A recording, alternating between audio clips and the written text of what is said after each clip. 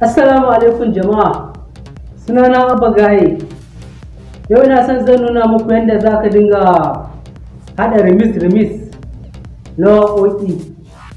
Amma dan Allah ina roƙonka da ka danna subscribe sannan kuma ka danna ƙararrawa domin ci gaba da samun sababbin bidiyo na da zarar na ɗora.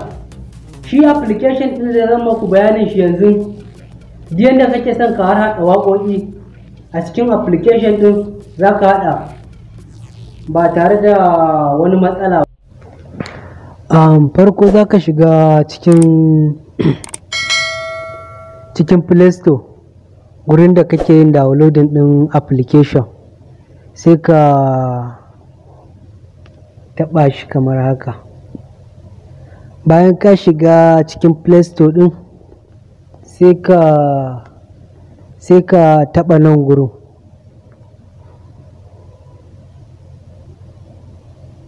Sai ka rubuta wannan sunan kamar haka.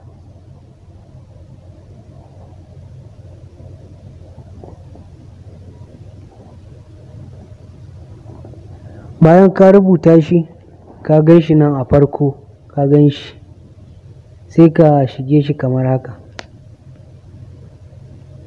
Bayan ka shige shi, ka ga yanayin cikin application ɗin nan.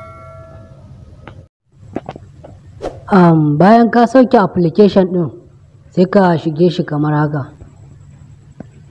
Bayan ka shiga cikin application ɗin, zai nuno maka kamar haka.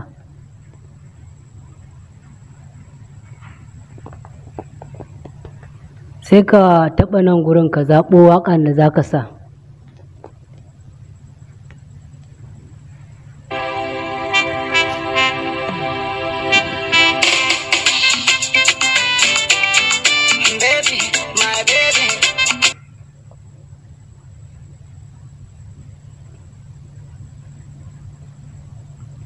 A gani nan yana nuna maka yadda za ka yi amfani da application ɗin ne in ba ka san yadda za ka yi amfani da application ɗin ba. A gani nan duk yadda za ka yi amfani da application ɗin ne.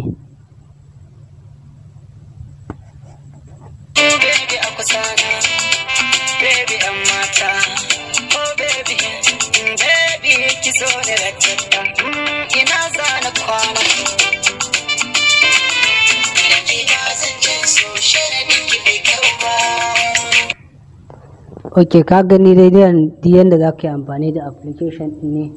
Idan kana son ka yi recording ɗin waƙa, nan za ka taɓa. In ka kula za ka ga akwai ɗan wani jan abin nan a nan ne wajen recording ɗin. In ka taɓa shi, sai ka fara yin recording.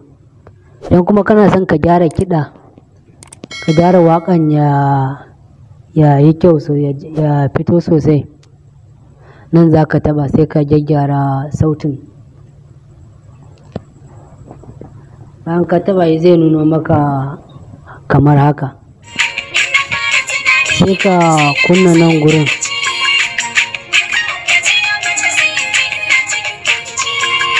Sai ka jajja shi haka, ka gyaggyara kiɗa.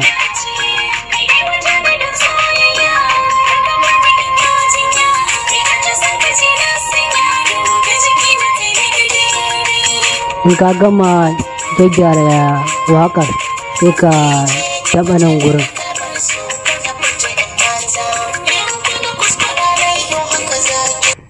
Kaga ya koma yanda yake. To, in kana son ka ƙara ma waƙan gudu, nan za ka taɓa.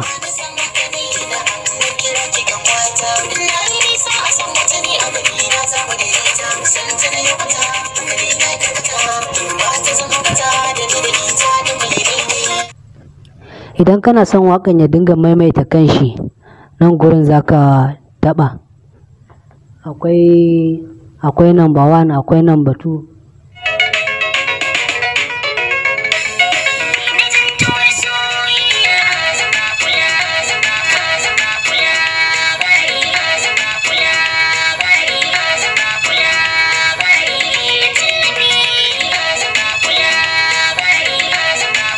In kana son ka cire shi a haka, in za ka taɓa za ga ya fita.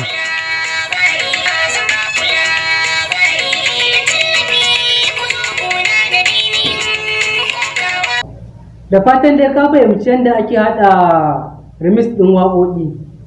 Da Allah ɗan uwa ina roƙonka da ka danna subscribe sa'annan ka danna ƙararrawa.